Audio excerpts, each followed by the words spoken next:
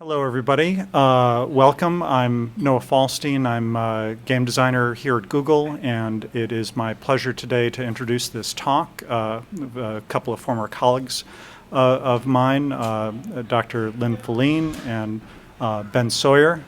Lynn is at Yale and is a physician as well as a researcher there.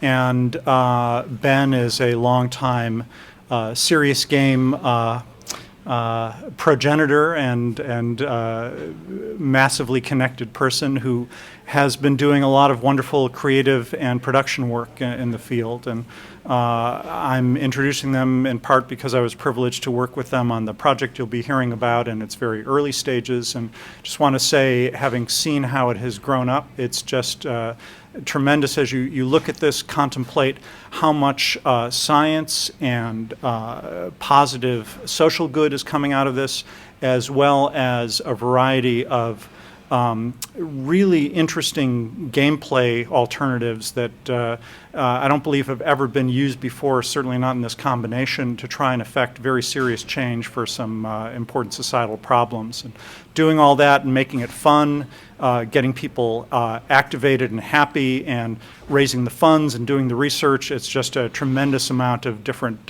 problems that our speakers today have managed to admirably handle. And with that, I'll pass it on to them. Thanks, Noah, and I'm happy to be here. My name's Ben Sawyer, and I have a company in Maine called Digital Mill, and we work on games beyond entertainment. Specifically, we do two types of projects. We do a lot of public-facing efforts around the SeriousGames space, one of them being the Games for Health project, which is funded by the Pioneer portfolio at the Robert Wood Johnson Foundation. And then on the other side of our business, we work with groups that are building games and game technologies for purposes beyond entertainment and help them bring these ideas to fruition. So I'm going to start off by just doing a rapid overview of what the Games for Health field is and some of the new thinking that the project and our work with RWJ has brought about, and then transition that into a discussion about the PlayForward project at Yale, where I was one of the early design workers on it with Noah, and then transition to executive production along with Lynn's team. And so hopefully, contiguously, what you'll get a sense of is how we can use games in sort of broad public health opportunities. So just to talk about the Games for Health space, it's really about using the promise of video games. It's about trying to figure out what they might have as comparative advantages, seeking those out, and then applying them to the types of problems that we see in health and healthcare. And it's really, we talk a lot about engaging and motivating people. We talk about changing and supporting them through those kinds of activities. And then we think about the ability to use games to scale and sustain these ideas. And when you think about using games to help people make better choices, that's kind of what you're doing in a game to begin with. So there might be some natural congruency to choices in life, choices in any kind of dilemma situation, and gameplay. We host a conference every year. I just held the 9th one 2 weeks ago in Boston. We bring together hundreds of researchers, game developers, health professionals, and basically get all together in a room and start talking to each other, share projects, share best practices. And it's been really neat over the last 9 years to see the field grow up, to use the space as a barometer, as well as to see projects actually get formed. When you bring people from different disciplines together and get them excited to work with each other, the opportunities and the outcomes can be quite interesting. Now, one of the things that we've done on this project is build sort of a taxonomy, looking at what are the intersections and the opportunities to apply games.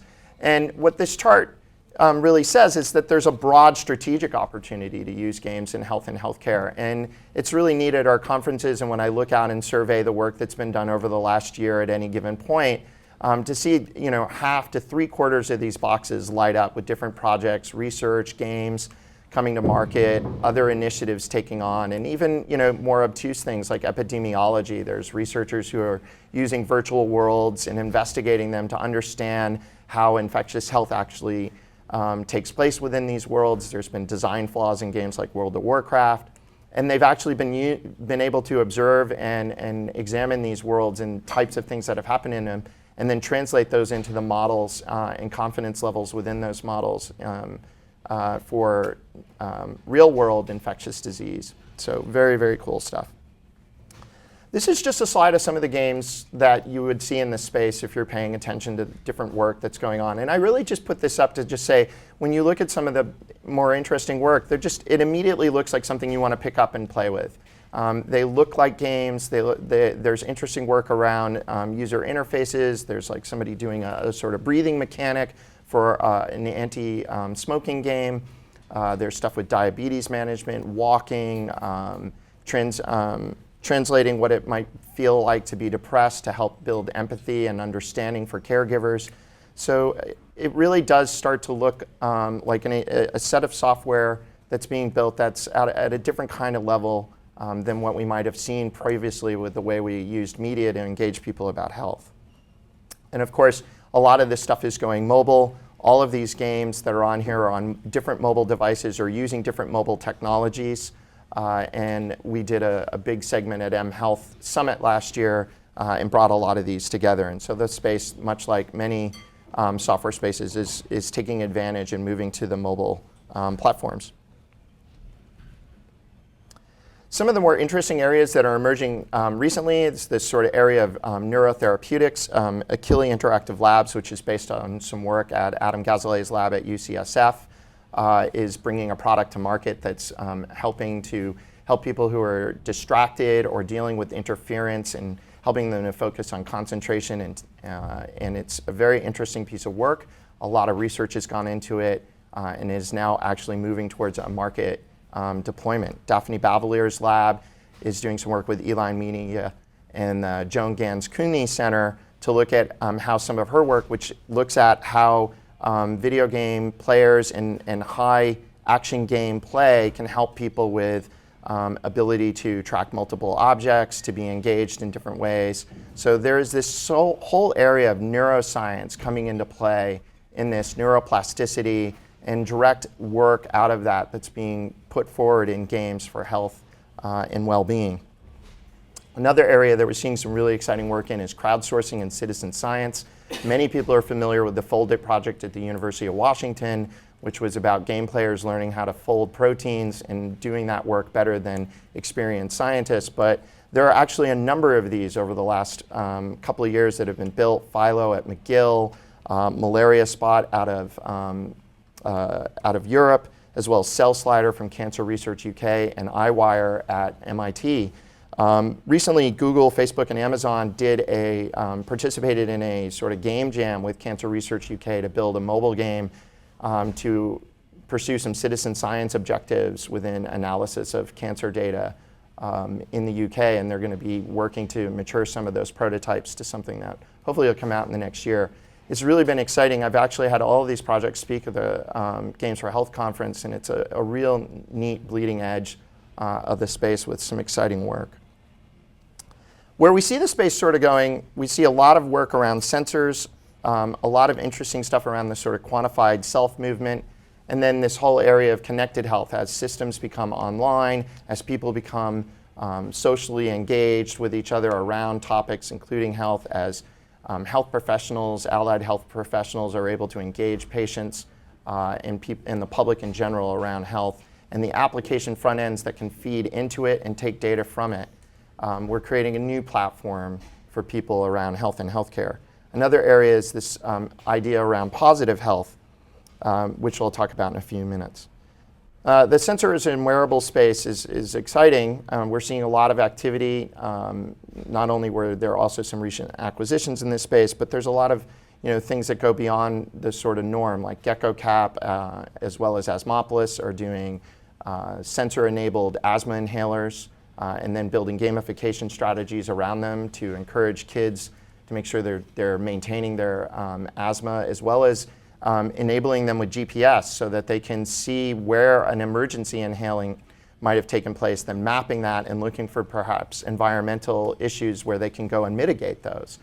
So a lot of really exciting work in this space, and a lot of people within this space see games as a layer that runs on top of this that drives some of that engagement, but also drives some of the information architecture interfacing between a user the information, why they're doing it, contextualizing it, and motivating them to live healthier. Of course, taking this slide from Sunny Vu, who started Misfits Wearables, he sort of talks about like we're in a sort of wearables 1.0 space, and we'll eventually start to see this stuff kind of fade, not go away, but become more ubiquitous, become almost part of our everyday existence. And as we're moving to that, again, software becomes more important, experiences become more important, and games become part of that. What this all really means, and what we're thinking about in the Games for Health project, is this notion that with games we can maybe potentially start to get to you earlier in life and build up a self-efficacy about healthiness, as Robert Wood Johnson now talks about, to create an engaged culture of health. And this other idea where we can imbue and provide you with health assets earlier in life. So a simple example would just be, say, hands-only CPR. That you need to know it before you need it. And so can we, like with that and other types of health behaviors for yourself or for others, get those to you earlier so that they're in position when they're needed. Engaging people from those ages earlier in life where they tend to fall off in engagement around health simply because they're sort of normally healthy. But eventually behaviors can catch up to you and age can catch up to you. And then all of a sudden we're trying to cram into you at 40, 45, 50, everything that we wish you knew because now you need it. And so the idea would be to try and improve that and engage you throughout life around that and change that model of self-health. And biometric games may be part of that along with a larger use to drive a culture of health. What we've seen, however, is that a number of the early projects in this space sort of fall into kind of three categories. One would be large sales of various types of health games, mostly around exergaming and fitness, but that had a low health impact. That's not to say that people didn't use these games and that we've seen really interesting, anecdotal stories, incredible stories of people whose lives have been changed by this style of intervention versus others. But the numbers in comparison to the sales are not the same. On the other hand, we've seen things like Remission from Hope Lab, which has had a high health impact. This is a game that has driven adherence for pediatric cancer patients, but it's a narrow target audience. There's about, I believe, 50,000 cases in the United States. So a very well-targeted, amazing study, great design, well-crafted journal articles, everything that you would want from a sort of seminal project. But can we move and see that at a different scale and different targets? And then, of course, a lot of stuff we see are just bad games and bad targets. So what we're trying to think about on the project is how we can solve that delta with the things that are moving successfully, but then also having a much higher coefficient of health impact.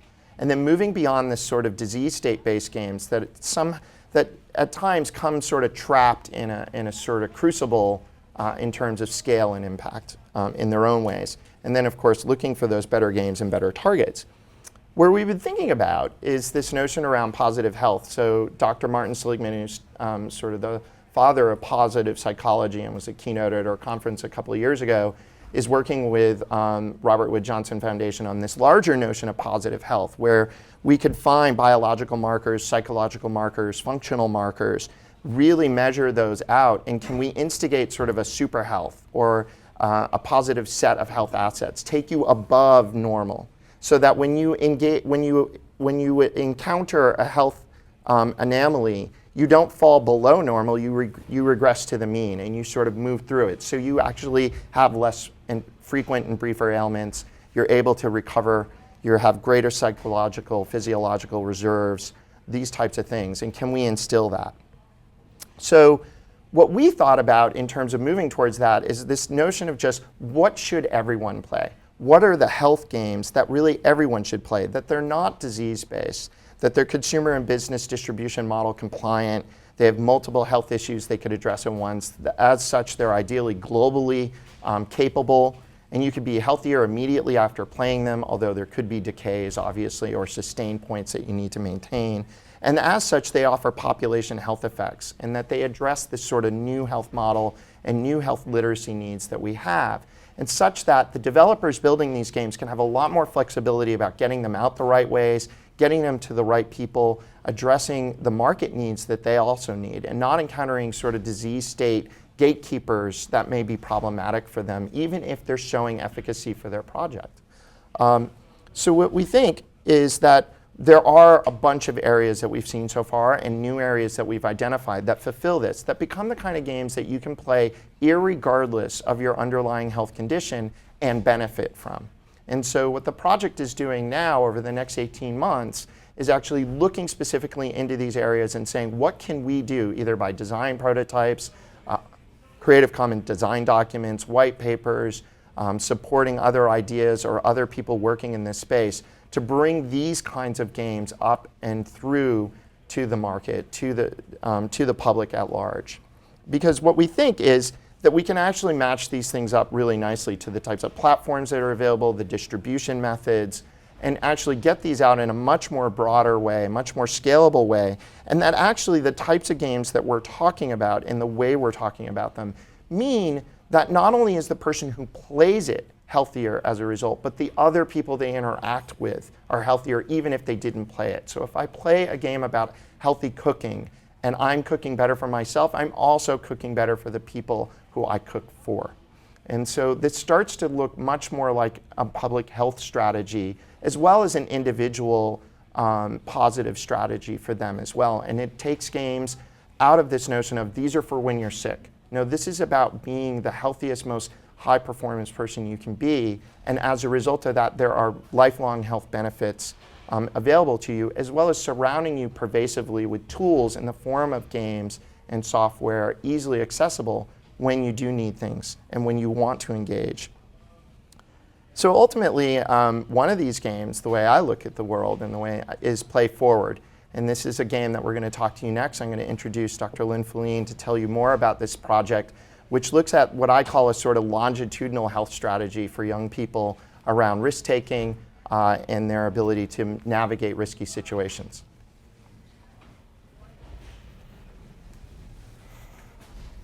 So thank you to Noah for his introduction and for all of you for joining. I'm Lynn Faline. I'm a physician at Yale University School of Medicine and have been spending the last few years working with a large, highly collaborative team around developing this video game, which is called PlayForward Elm City Stories.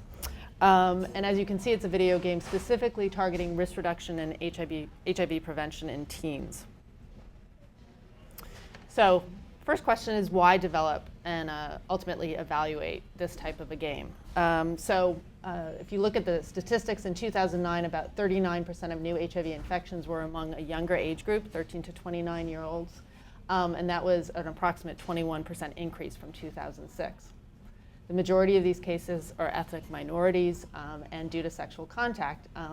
When you look at national statistics, only about 6% of adolescents engage in sexual activity before the age of 13. So therefore, an age group of 11 to 14-year-olds may be an optimal window of opportunity for primary HIV prevention. And so with that in mind, we submitted a grant to the NIH, specifically to the National Institute of Child Health and Human Development, specifically to develop and test a video game for risk reduction and HIV prevention in young teens, and received funding for this grant in 2009. And so started our adventure in terms of creating PlayForward Elm City Stories. And I'm going to walk you through a little bit about that and then leave some time for Ben to actually show you the game itself. So the first thing we did was create the Play to Prevent team. And as you can see, this is a highly collaborative, multidisciplinary team from the science side, from the game development side, and also from the community side. And each of the parts of this triangle are equally as important, and we worked very closely and I think very successfully in the development of this game. We have folks from the sciences involved with specifically around HIV, health behavior, pediatrics, adolescent medicine, social and community psychology, folks in the game design world, including Ben, Noah, and then a team at SeriousGames, which is in Pittsburgh, which helped develop the game. And then a number of after-school and summer programs in the greater New Haven community that were instrumental in terms of the formative work and then also in terms of a lot of the play testing we did of the game. So this just shows you some of the images, early meeting that we had where I shipped both Noah and Ben out to New Haven to talk about different components of the game and how we would move forward with them. Farnham Neighborhood House, which is in the Fairhaven section of New Haven, who has been a partner from day one. And you can see here some of the Farnham kids who really helped play a major role in developing this game and giving feedback on the artwork, on the storylines, on the characters, and ultimately on the game itself.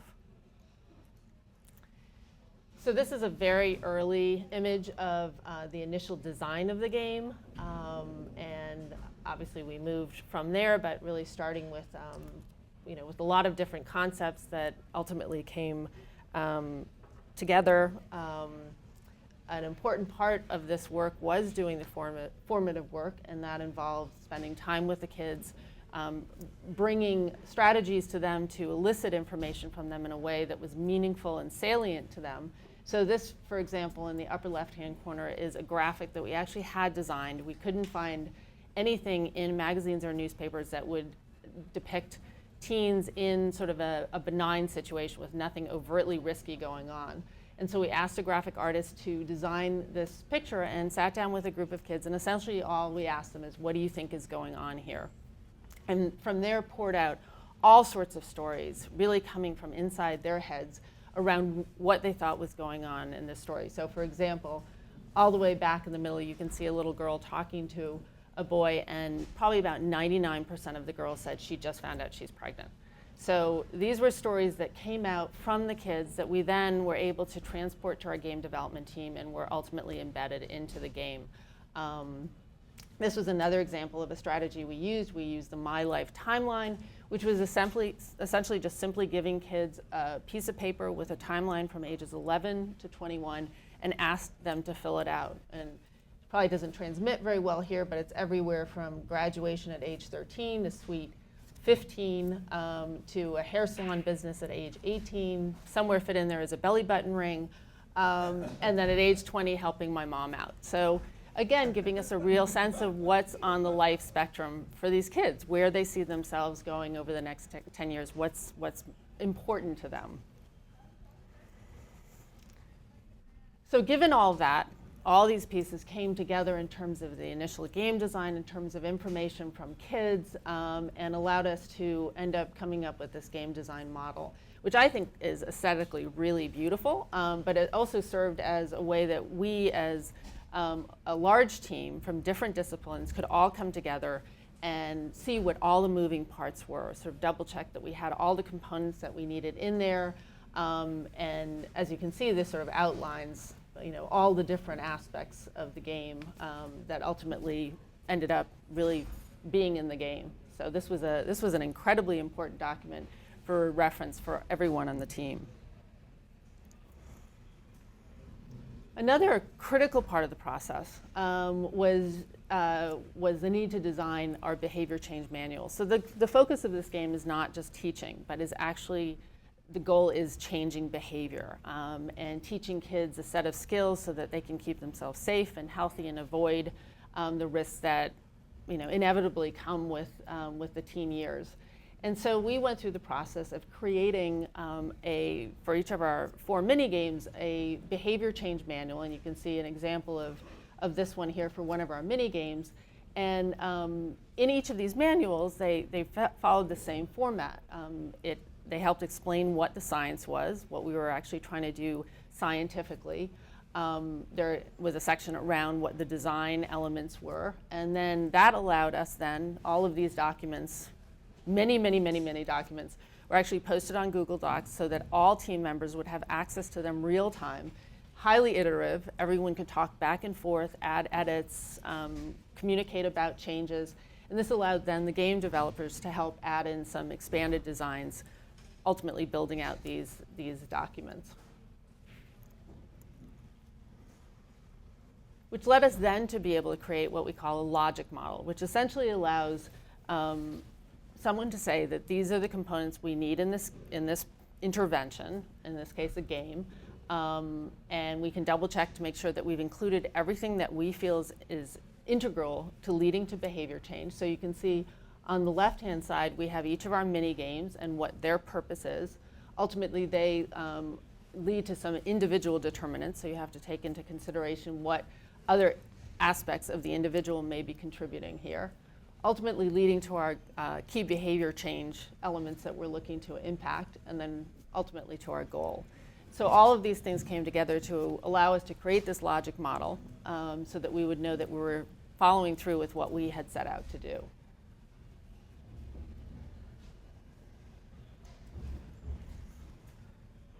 And where we landed was with our game. And you can see again some of the finished aspects of the game. We have Me Power, which is our aspirational avatar. We have Refusal Power, which is one of our mini games. People Sense, which is another mini game. Priority Sense. No Sense. The challenge stacks, which are really the narrative forming the foundation of the game. And then the epilogue, which is an important aspect of the game that really allows the player to reflect back on everything that they did in the game thus far and going forward. So when we show you the game, you'll have a little bit better sense of what each of these components are. And again, going back to some of the work that we did along the way with the players and with the kids in the community, it was absolutely key to us, the same way that the stories that were generated from the graphic picture I showed you, as well as some other strategies, key to have it be authentic. As well, the artwork really had to be authentic. We really had to feel like we were seeing through the eyes of our target audience. And so one of the strategies we used is we got together a group of about 10 kids. We gave them disposable cameras, and we said, go out into your community, into your neighborhoods, take pictures of everything you want to take pictures of. Your friends, your family, your houses, everything that's important to you, real and ideal. Not only what is, but what you might want it to be.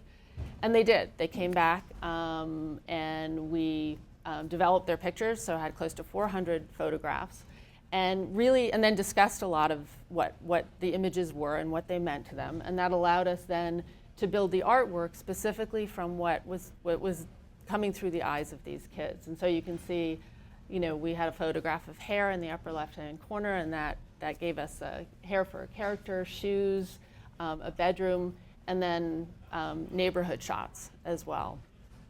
In addition, our colleagues at SeriousGames came up to New Haven several times, all with cameras in hand. We loaded them all into a van, and we all drove around all different neighborhoods of New Haven.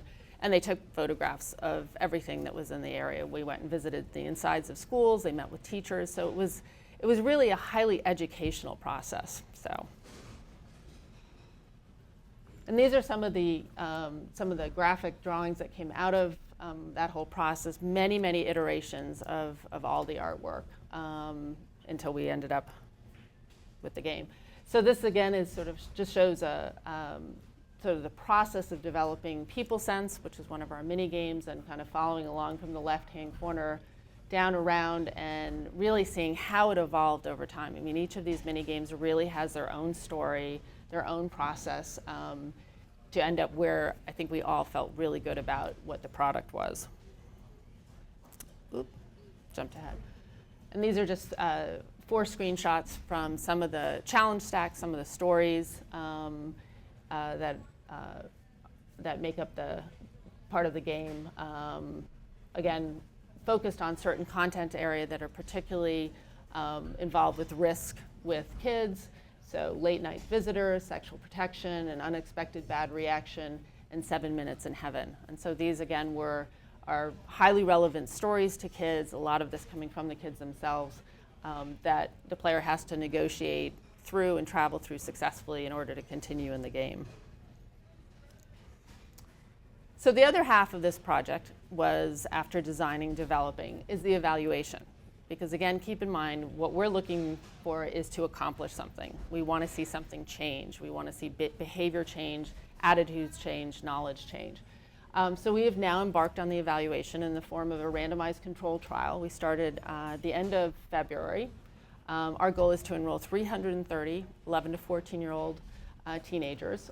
We're about halfway through our second wave and have enrolled about a little over 100 kids so far, and have engaged 6 after-school and summer camp programs. So we just go to the sites, We bring all of our tablets and our staff, and the kids play the game, and we follow along with them. Kids are randomly assigned to either play our game or a set of 12 attention time controlled tablet games. That means that we just have all kids playing the games for the same amount of time. And these are some examples of some of the games that the control group plays. And we collect a lot of data. We collect baseline data on the kids. We collect gameplay data, so everything they do in the game is collected. We do a number of offline instruments that are validated assessments to collect data on their knowledge, attitudes, and behaviors. And we also do qualitative interviews at the end of the 6 weeks of gameplay. Overall, they play 12 gameplay sessions for what would be about a total of 16 hours, and we do 6 follow-up assessments over a period of 2 years. And the goals being this. Specifically is that we want to look for documented change in behaviors, knowledge, attitudes over time using data from standardized assessments. And we want to evaluate behavior change and knowledge that we collect from the gameplay experience. So we can see not only we could collect self-report data from the assessments, but we can also collect gameplay data and see what the kids are actually doing and deciding and the choices they're making in the game itself. And some of the exploratory goals are, does behavior in a game reveal what someone does in real life? And I really feel like that is a hugely, somewhat philosophical, but also very practical question about, what they do. Is it what they say they would do, and is it what they actually do? And if so, a game can be used as a vehicle for behavior change by fostering positive health behaviors, which is what we're hoping to do with this intervention. But also, it can potentially serve as an assessment aid. So it can actually help us assess what people would do in real life without having to move in with them. They can play a game and we can tell something from that. So in terms of our next steps, we're in the throes of our evaluation. We're doing that, and we're also archiving the whole development process in terms of all the aspects of that. We've been publishing some of our initial findings and some of the process aspects of doing the project, and then also looking for new ways of evaluating what we've created, as well as forging some new collaborations. We're in the process of looking at additional games that we're planning to develop and looking for funding for those, as well as potentially doing some imaging studies using neuroimaging, so we could actually catalog what may be happening actually at the level of the brain in kids who are playing these games. And then also some of the sort of additional PlayForward versions, including a parent version, a game focusing on teen dating violence and bullying. Again, a lot of the aspects of those behaviors are consistent with the risk behaviors we've been targeting in the current game, as well as drug and alcohol focus. So I thank you, and I'll pass it back to Ben to play. Okay. I'm going to give you a short preview of the game. I'll let it pull up here. Okay. It's decided to require my password, so everybody look away. And then I will load one of the games. So you can see we can have multiple saved games, and a lot of this is instrumented this way just simply so that we're able to collect data on the right player and make sure that all of this is captured so that we can do the analysis. So it's called PlayForward Elm City Stories, Elm City being another name for New Haven. So what you see on the sort of home screen of the game, some of this would be locked. This is a game that I've been playing for a while. But ultimately, you have these stories up at the top, 7th, 8th, 9th, and so on, grade levels. And these are different moments in life where things have gone wrong, and you're going to explore them and then ultimately resolve them to the point where things didn't go wrong, and then benefit from the fact that those risky moments in life never took place. But in order to do that, you have to have certain senses and powers at certain levels. You have to bring them up to a certain skill point that would have enabled you to get past that. And it's in those mini games where you actually practice and take on the skills. So there's a bunch of narrative emotional elements going on, there's visualization going on, there's actual skill development, and these are what we hope is taking place. And so I'll give you a sense of the story sort of challenge stack areas first. So when you go into this area, if you were first going into the area when playing the game, you would have been presented an intro. To school one day and had an idea. Hey, your grandma left her pills sitting here. We could take some and get stupid high and she'd never notice. Seriously, come on. We could get high without anyone busting us.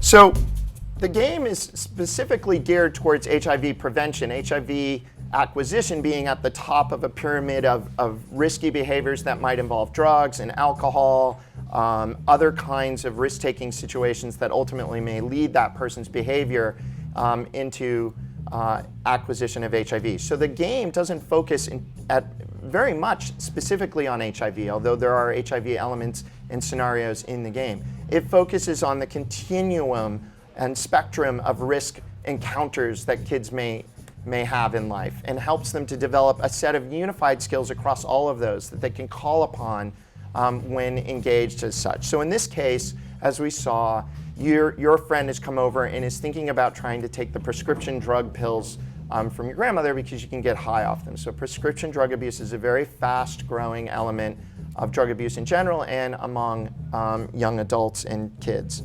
Now, when you start in the stories, you start sort of in the middle moment of it. You can see the other areas are locked. What this part of the game is mostly an exploratory narrative. There's not necessarily a lot of strategy going on in this part of the game first, but what you're trying to do is find different hidden elements to assemble the story, these key points. So in this case, a small story element of your friend who is clearly reaching for these pills. I can turn a different sense and find that. Now, what I'm actually doing at this point in the game is I'm trying to capture these key points. And you can see at this point I need 5 of them, plus I need a refusal power and a no sense of a certain level to go to the next part, to move up temporally in this story to a point where my friend didn't take the pills. I talked him out of it. I said, no way. So now what's going on at this case is you see that there's a red button and a green button. Try the pills, don't try the pills. This isn't a moral dilemma being placed upon the player. Quite the opposite. These are just pathways in the game. We want them to go down both. This is about, do they put in the effort to explore the whole thing? So we're not having this false assumption with them that we know that they know that we want them to do the good thing. They're saying, oh, I'll just do that. This isn't that kind of design. In fact, some of those key points. Do you hear me? Answer me. Wake up, please. Why won't you answer me? I'm calling 911.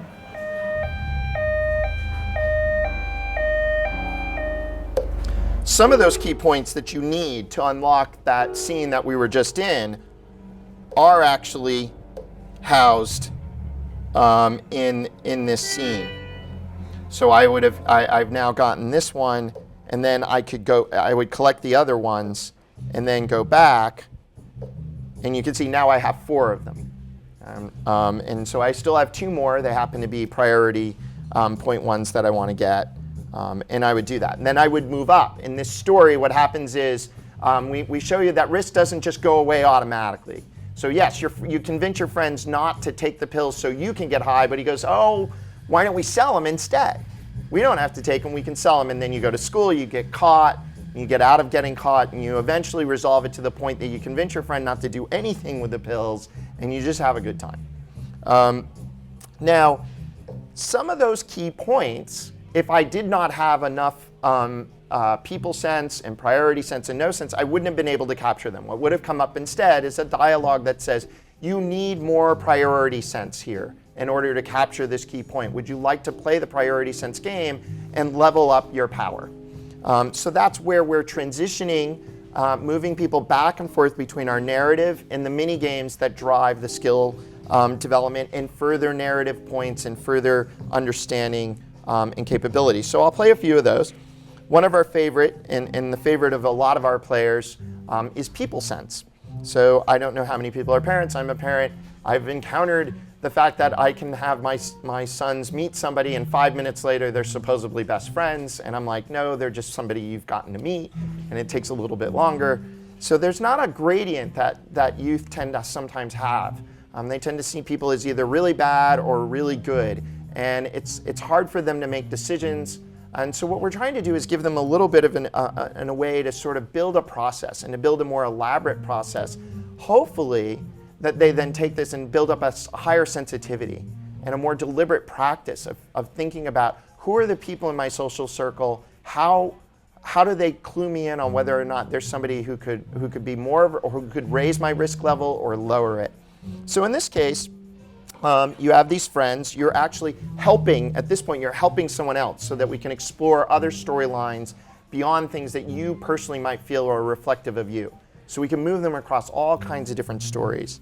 In this case, what we're trying to do is just see little bits and clues about people, the kinds of things that you might notice on a social network, that you might notice just out and about in the schoolyard or in your neighborhood, or something they might say to you, and these types of clues. Very casual clues that over a few encounters you might pick up some of these things. And then you kind of think about where you want to place them on the social circle. So we could see here, this person wants to hang out. He just talked about getting really wasted at a party. She's always hanging out with Tyrell. Photos with her teammates. Seems fairly okay. What's up? Emily, let's see. Dance team. Photo album with the dance team. Feeling pretty good. Peyton doesn't talk a lot. Finishes, likes to post crazy science videos. So fairly good. I think actually some of these people are a little bit more prominent. Let's see. What's up? Oh, come out drinking with me. So let's maybe put them away a little bit more. All right. Now once you do that, now you get invites from your social network, and you have to decide at this point, is this an invite I should take or not? And so what's going on is there's a mathematical risk in the invite in and of itself, and then there's a mathematical risk of where the invite's coming from, both initially where the envelope is, and then who else is coming. So we're able to model a lot of different simple situations. We're able to model that person who seems really nice, has lots of basic clues, but they will invite you to do something very risky. We're able to model the risky kid who just gives you a fairly benign invite along with other good kids, and maybe that's enough to say, okay, I'll try it. So, and then in the case of the score, you get more points for saying yes to something, but you don't get you don't lose a lot of points if you say no to someone you've pushed away initially on your social network. So you're trying to optimize your score. Of course, in demo, I already did something wrong. I got a strike because I went out and I drank too much with a group of kids who probably I should have picked up on the clue that this was an invite that was not going to be great. Again, I accepted a very innocuous invite, but from someone I knew from previous knowledge was somebody who may have been a high-risk person. Let's see if I can get something good. Yeah, let's go to the game. All right, so something good came out of that. Well, that one was already about sneaking out, so now I got 3 strikes against me, and I fail at the game. I could replay it, and every decision being made there is recorded. We can follow the gameplay. We can see which scenarios people were stumped by. We could see where they were thinking, where they were manipulating the board, and so forth. Another area that we have is priority sense. So in priority sense, what we're trying to do is just model some simple decision-making processes around how do you get towards the longer-term goals that you have through making good decisions about short-term opportunities. So in this case, I'm trying to actually optimize both my school performance, but also my personal happiness. And I have different cards here: health, money, school, friends, happiness, and family. And within these cards are opportunities. So I could start eating breakfast every morning at home, and that might help my health. I could give up drinking soda. I could also do some schoolwork. I could do a project for the science fair. I could go to the library every week for study time. I could make a video for extra credit in Spanish. I could take the PSATs. But you know what I'm going to do? Since I'm at Google, I'm going to do a project for the science fair. And now there are risks involved. Even with good opportunities, there's still risks. There are things you're giving up when you make a decision. So what would they might be? So I'll think, oh, well, will the guys think I'm lame? This will be a lot of work. The supplies cost money. Now I can decide whether I want to do this or walk away from it.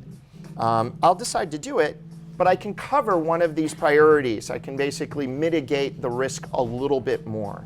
And so I'll mitigate my happiness, because that's another area I'm trying to optimize, and I'll go for it. Now I have to spin the wheel of life.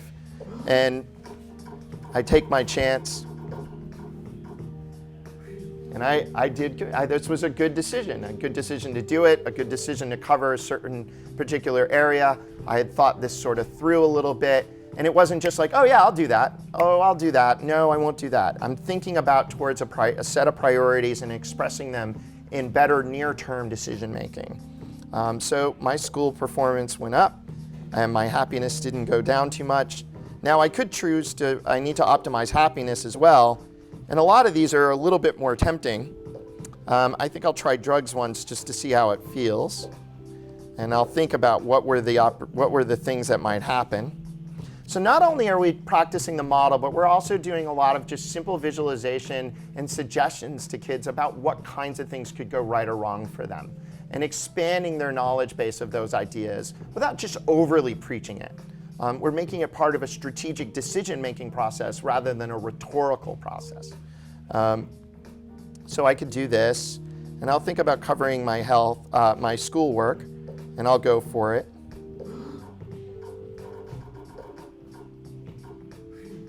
And our game respects the fact that in life, something that might, ideally as a parent, I'd like it to come up health and have them, go through that. But if you play through the whole game, the odds are going to catch up to you, just like in life. You keep spinning that wheel, it's going to come up, and you're going to have those bad moments, and they're going to cost you dearly in the game, and you're going to experience that. But we didn't want to rig the integrity of the game, because the players would have seen that right away. So I did get what I wanted, but I also could have had quite a calamity. So at any given point, you can walk away from these cards, you can walk away, you can mitigate. So we're getting a very rich set of data about how they think about different opportunities and the risks and benefits associated with them. And so are they. I'll exit that. In no sense, we deal with just the knowledge that underlies all of this curriculum. And while we know that knowledge alone doesn't change behavior, it's still a component of it. And so what we did was we modeled this after just like the way kids argue about things on the playground. Like when I grew up, like eventually we would just be talking about something and someone would say something like, oh, Spider-Man could beat Batman, right? Like we could clash the comic book universe together and we'd have an argument. And then all these facts would fly out and people would just, eventually it would just get out of hand probably. So what we did was we modeled this idea. We're basically disguising a trivia game in the form of a schoolyard argument. So one of the kids actually says something, and then you have to decide whether you agree with that or not to start the argument off. In this case, he's saying that a common misconception of kids is that you can't get pregnant the first time you have sex. And so I will say that's wrong. I get some extra points, my cred meter goes up. And now I'm actually going to use evidence to back up my argument, right? So, Spider-Man is stronger than Batman because he was bit by a spider. So I'm pulling out that evidence that I have. In this case, I would pull out the fact that it's a risk anytime you have sex that you could get pregnant, and I'll use that. And this is really interesting because it's actually a Common Core standard to get kids to understand to use evidence in the support of arguments. But now it's on, because he's not going to back off. He still is holding to this mythology that this is true. And so now what we're going to do is a little bit of reinforcement. But what we do is we actually turn it into a fun argument. So in one case, at every point, two of these are right, and one is wrong. And the one that's wrong is sort of, you get tricked into agreeing with his position. Like I say something and all of a sudden he's like, oh, see, you agree with me. But the reason two are right is twofold. One, we want them to read the right answer twice. But then the second, to make it fun, one of the answers is really snappy. That gets to that sort of schoolyard argument item. So in this case, we could say, I'm going to get paid soon as your babysitter if you keep believing this. Or I could just say, you're so wrong, you can get pregnant the first time. So I'm going to go with the real sort of zinger. And you can see I got 2 points instead of 1 point. So I'm actually going to win this argument faster. And it doesn't go away. He comes back, and so there's a little bit more. So we're really trying to give them this moment, this emotional win moment, that they really reinforces these things and see their knowledge rise as a result. So I'll come out of that. And you can see we used a lot of game motifs. So setting that up almost like Street Fighter, right? We really are trying to engage them in the medium and in the conventions of that medium, interpreted through our sort of curriculum that way. And then finally, we have 2, and I won't play these too far, but refusal power is basically, there is a lot of work around how to teach people refusal skills, to elaborate them and allow them to be more confident saying no to things and no to other people, and understanding that often in a risky situation, when someone is offering you something, what we call peer pressure is really manipulation, and getting them to have a higher sense that when someone is trying to manipulate you to do something that seems ostensibly good for you, it's really about them, and that you're being used. And that there are strategies you can use to understand that, to counter it, and to ultimately be empowered against it. And so it steps you through this whole process and allows you to do that. In this case, this person's really asking me about getting high. And so what's happening here is I'm building up my power meter. I didn't raise you to be a drug. It's a power meter to say no to him. So I'm basically building up my internal capacity to say, this is really not for me. Now he's actually trying to get me to do it. And we're trying to show them that peer pressure isn't just something that happens, but we can relate to you that peer pressure takes specific forms. They don't need to learn all these forms like a textbook, but to understand the sort of overallness about it, and to think that you can also manipulate back in the other direction with different types of excuse strategies. So I think he's sort of selling it. So I've blocked his attack, and now I can say something. I'm going to be funny about it. I'm going to say, what could be more fun than biology? And you can see now I'm winning the argument. I'm sort of pushing him away. I'm not necessarily compromising who I am. I'm not getting in his face and creating a giant argument about it. I'm trying to find my comfort zone that enables me to extract myself from the situation. And this is based on a lot of role-playing strategies that are used in classrooms and stuff, and we're just translating it to a system that we think could be more scalable. And finally, Me Power is sort of the avatar rethought as a set of scrapbooked ideas for what you want life to be. So many kids these days, especially kids in low socioeconomic strata, are just not engaged in a way where they're told anything's possible. Our game says that. Our game lets you build out all kinds of things you want, careers you want to have. My future job, I think I'm going to choose to, let's see here. I am going to choose to, let's see.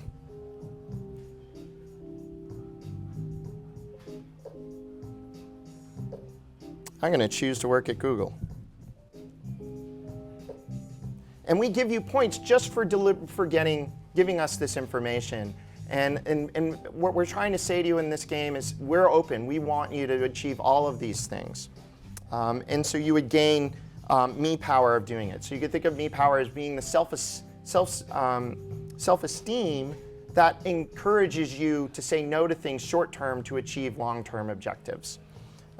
Now, ultimately, they're doing all of these things to mitigate all those stories, to move through all of these levels, to practice all these skills. But at any given moment, they can cash out their progress in the form of the epilogue, where they could sort of get a sense of how much is my effort paid off. Now, I haven't actually mitigated any of those stacks, so you can immediately get a sense. It doesn't take long to understand this life hasn't gone well enough yet. Of course, if I had gone through a lot of the game, I would start to see very positive outcomes in this. Again, trying to stretch out that lifeline past 20 and belly button rings to 40 and 50 and a full life that's fully accomplished. And that does have bearing on the short-term things that may happen to us and empower us to move through that. So with that, That is PlayForward. And we're happy to wrap up and talk to you more about it after the presentation. Thank you.